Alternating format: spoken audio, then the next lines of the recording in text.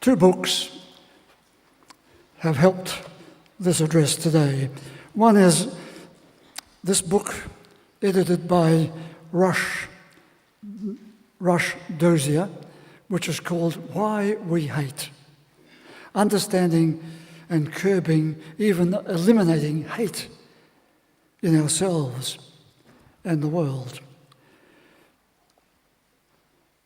And the other book, written by Gordon Livingston, a psychiatrist in America, and this is called How to Love.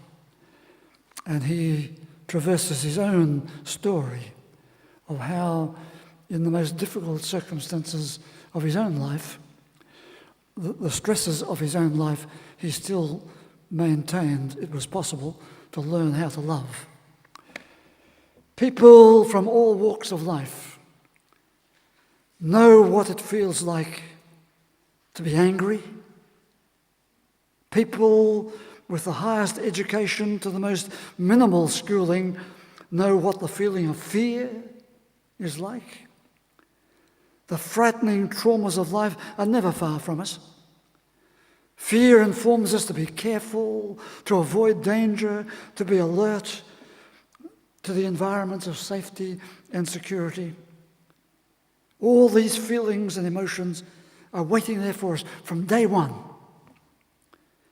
This all-pervasive emotion demands our attention, demands our awareness, covers us with anxiety, draws back the curtains to anticipation, the positive emotions of hope and joy.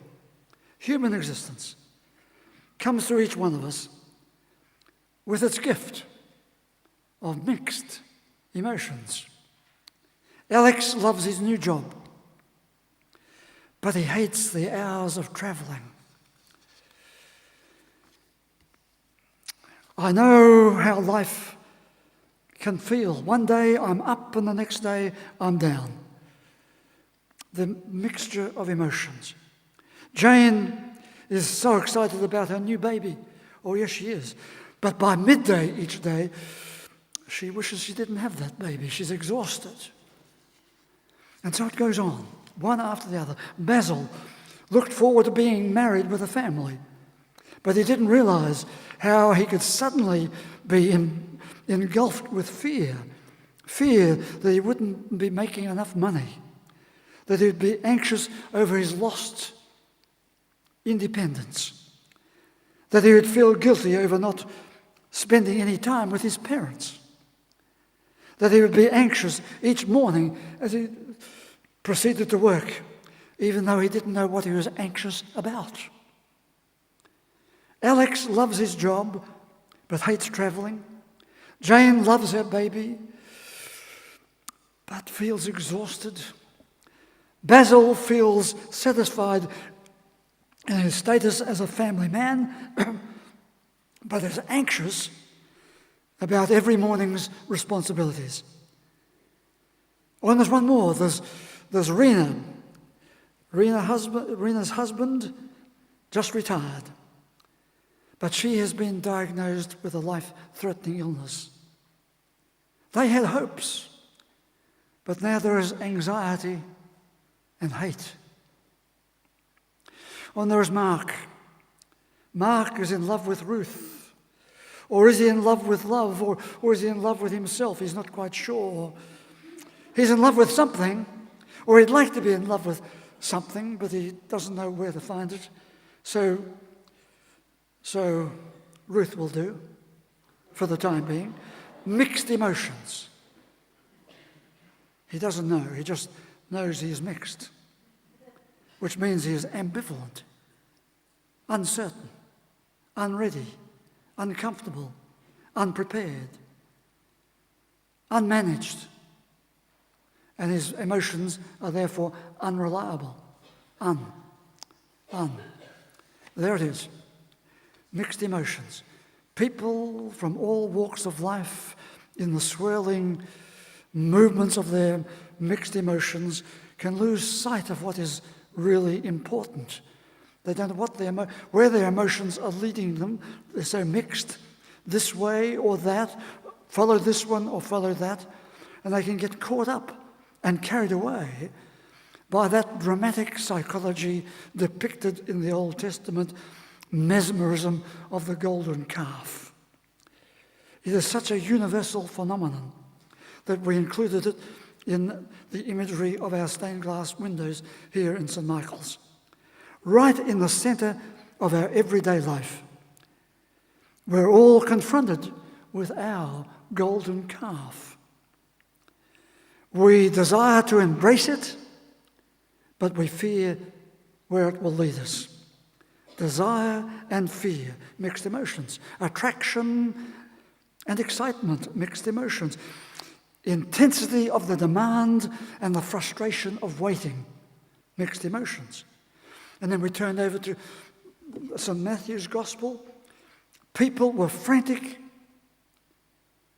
with fear and hope, turbulence and faith, storm and calm, mixed emotions. So in this address, I propose to talk about 5 aspects of mixed emotions. In fact, I hope to take you along 5 pathways about this everyday experience of our mixed emotions. Each pathway highlighting a vital objective, the vital objective of a more effective management of our mixed emotions. So let us move to the first pathway. In our Western ways of thinking, generally, we have evaded or disregarded the value of our mixed emotions. In fact, we haven't been that good at managing our emotions at all, single emotion or mixed. And so our activities in the present right through to the future can be tied up with this confusion or uncertainty of our emotions. Our romantic engagements, our marriage and our children, our interpersonal relationships, mixed emotions. Our workplace emotions, our political emotions, our emotions of aging, our emotions connected with dying. Surely we need a school, an education program of emotional expression and emotional growth, of emotional enrichment, in fact, because we can so much become preoccupied with the emotional disasters and we don't know how to get through them. When emotions are so deeply interwoven with so many aspects of what it is to be human, or what it is even to live in the animal world, or even amongst art and the architecture and the ecology of our world, it seems that a variety of factors have come together such that we evade a thoughtful program for the management of our emotions. This could include a readiness to recognize what those emotions are as they get mixed up, how to analyze them, how to regulate them, how to give them some safe and positive pathway into our experience. If we don't learn a little bit about how to recognize these emotions, they can go into hiding.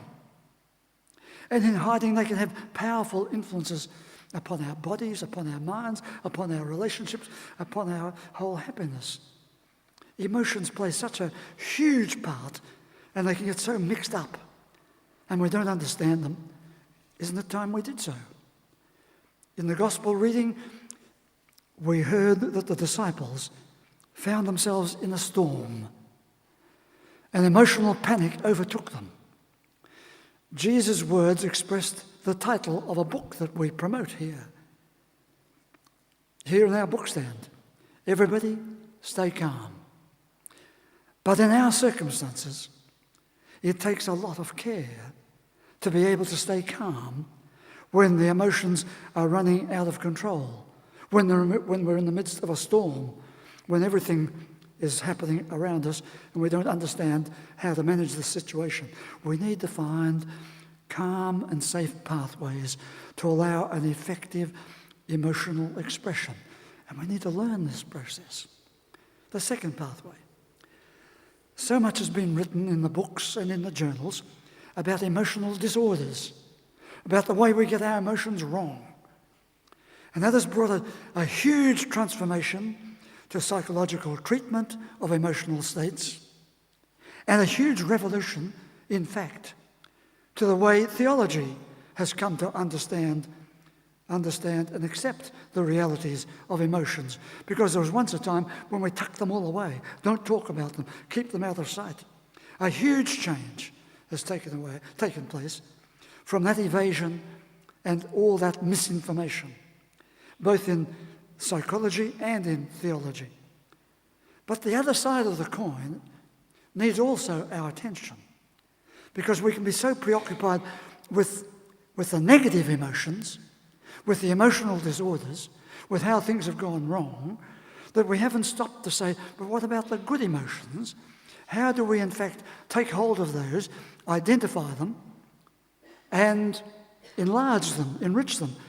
So instead of being victims of our emotions, victims of those, in fact tyrannized by our emotions, we see that there's a pathway to emotional enrichment. The other side of the coin, emotional enlightenment, emotional expansiveness, the goodness of our emotions.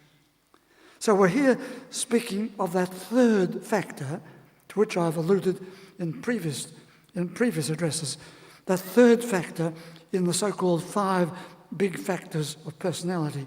Although, some of you remember that I've enlarged the 5 to make it 7 factors. And they all spell out the word ocean or oceanic. O-C-E-A-N. And the third one is the E word of extroversion. The original people put it, but I change it slightly to say, no, the emotion can be expansive. Yes, extroversion is good, but the expansiveness of emotions which are good, which are enriching, which enlarge our lives.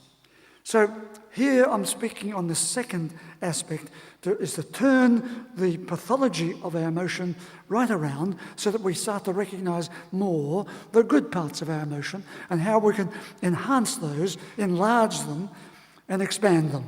E for expansion. Number 3, the third part of this address. In the wide world of living and managing our humanity, we know how an enlightened future means developing the best emotions, holding on to the best emotions, reaching a worthwhile, intelligent harmony of our emotional territory between individuals, between groups, and between nations.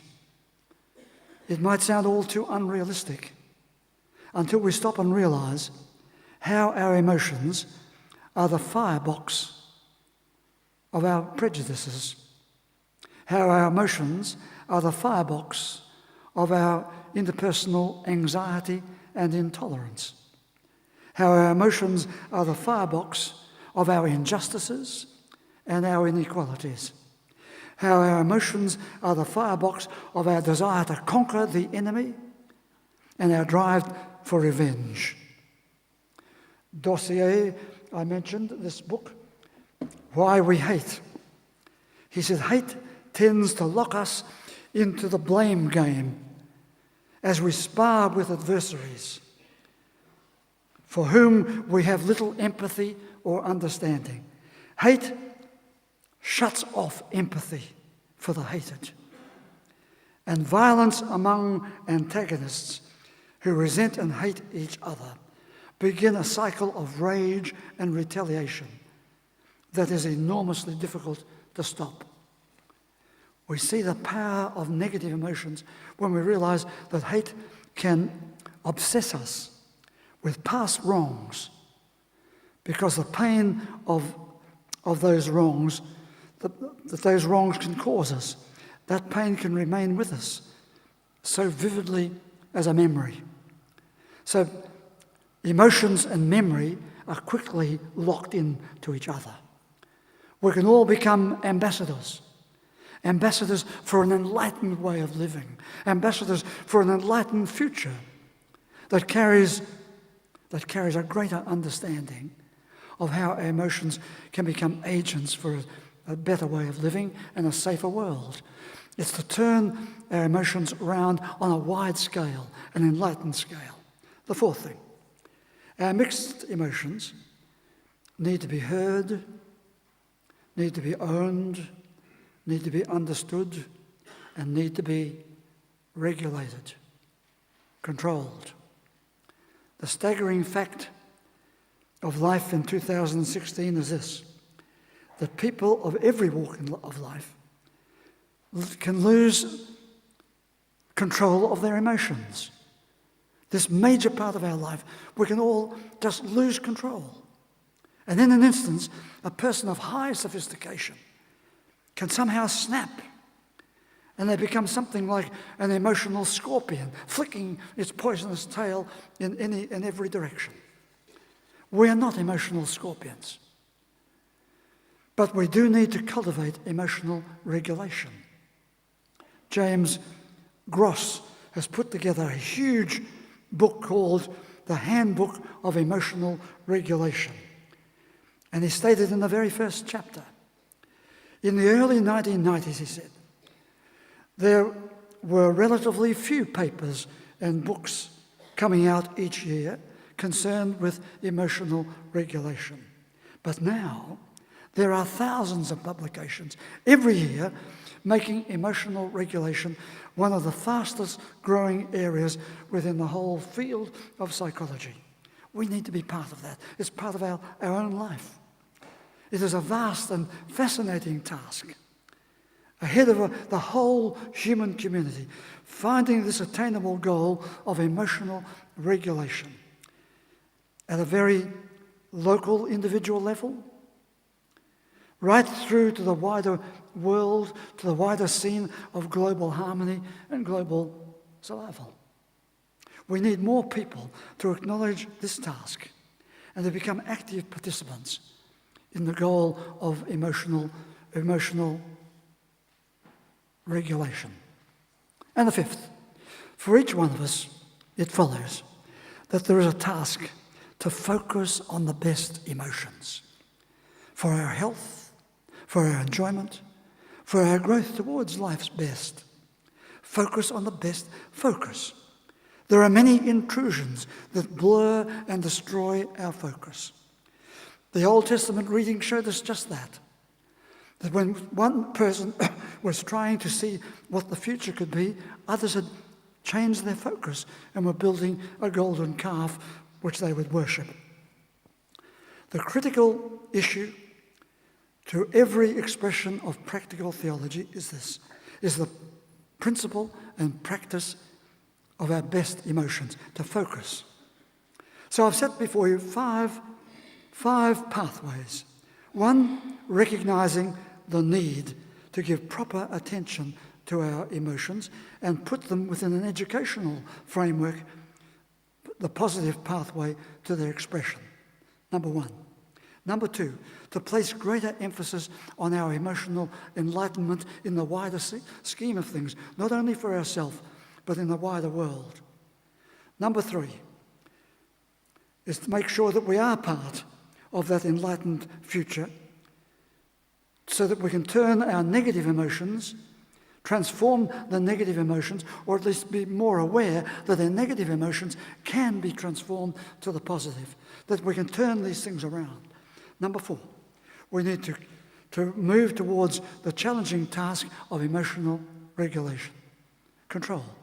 And number five, to work on the issue of focusing on the best emotions. Now you'll know that any one of us and all of us can be distracted. With the golden calf, they said, we don't need any other God out there, we'll make one for ourselves. Forget all that God stuff up in the mountains. We'll make a God right down here. Who cares? Who cares about human emotions? If you've never learned about human emotions, of course, you then become very vulnerable to going off in all directions, or none. Any direction, or none. So then the words of the epistle maybe speak to us. It says you must shun chasing around after your golden calf and focus on the best emotions. Gentleness. Emotions that will enrich your life and enrich the lives of others. Gentleness, it said, a good emotion. Run the great race of faith and take hold of the very gift of life. And the good presence, a good presence, will give vitality, emotional richness, that means. Vitality means emotional richness to everyone, reminding you of the best focus of life. Emotional richness to give you a firm foundation for the future. So we all get mixed with our mixed emotions. But we need to hear again the importance of focusing on the good foundations. Good foundations, focus on those. Above all, focus on the gift of life, it says. Take hold of life in all its exciting fullness. Life indeed, says the Scripture. Life focused on the best gift, the best emotions. Would you please stand?